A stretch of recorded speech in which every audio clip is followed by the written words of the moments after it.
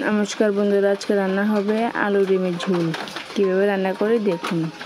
এদিকে আলু কেটে সিদ্ধ বয়া দিচ্ছি, কটা ছড়া দিচ্ছি সিদ্ধ করবো লিখে, কারণ ছড়া ভাজা করবো এই কারণে। এদিকে ডিম দিয়ে দিচ্ছে, লবণ দিয়ে দিচ্ছে, সিদ্ধ হয়ে গেছে, তুলে নিচ্ছে। এদিকে ডিম ছুলে ছুলে থালের ভিতরে রাখছে, গ্যাস জ্বালিয়ে দিচ্ছি, কড়াই বসিয়ে দিচ্ছি। কড়াই গরম হয়ে গেছে, কড়াইয়ের ভিতরে সরষের তেল দিয়ে দিচ্ছি, দিয়েছি লবণ। আর দিকে ডিমটি মাঝখান থেকে কেটে নিয়েছি, কারণ কেটে ভাজা করলে ডিমের রং মনটা ভালো আসে।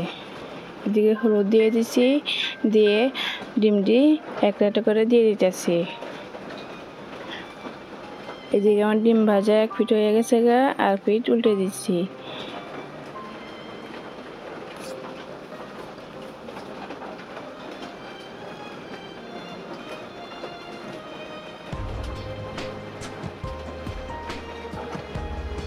আমার ডিম ভাজা হয়ে গেছে, নামিয়ে নিতেছি।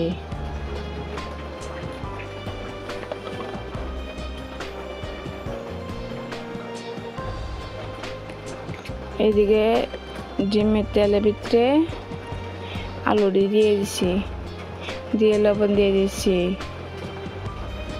দিয়ে গুদরা লাড়ে দিতেছি।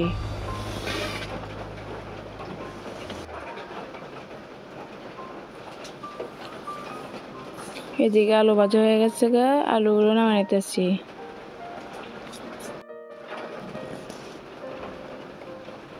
আলু নামানো শেষ। এদিকে পেঁয়াজ কুচি করে নিয়েছি, জিরা, ধনিয়া, হলুদ, লঙ্কা গুঁড়ো আর আদা বেটে নিয়েছি। এদিকে কড়াইয়ে তেল দিয়ে দিয়েছি, তেজপাতা দিয়ে দিয়েছি, দিয়ে পেঁয়াজ কুচি দিয়ে দিতেছি, দিয়ে কদুলা দিতেছি।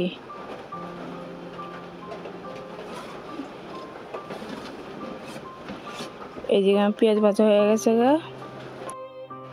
এদিকে মশলাত জল দিয়ে দিতেছি,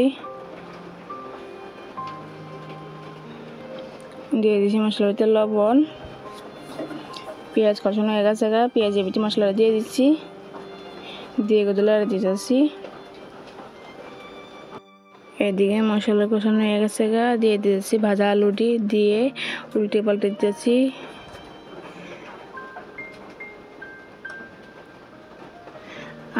আলু কষানো হয়ে গেছে, দিয়ে দেবো জল।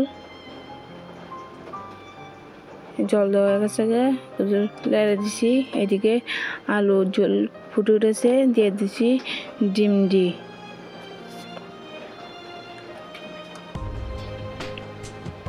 দিয়ে এগুলো লেড়ে দিয়েছি। এদিকে ডিমের ঝোল ফুটে উঠেছে, দিয়ে দেবো রাঁধুনি গরম মশলা,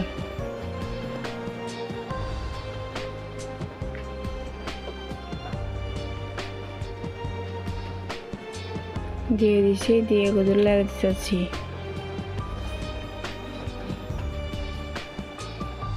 এদিকে ডিমের ঝোল হয়ে গেছে, ডিমের ঝোলগুলো নামিয়ে নিতেছি।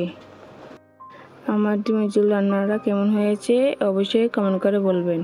ভালো লাগলে লাইক, শেয়ার, সাবস্ক্রাইব করে পাশে থাকবেন।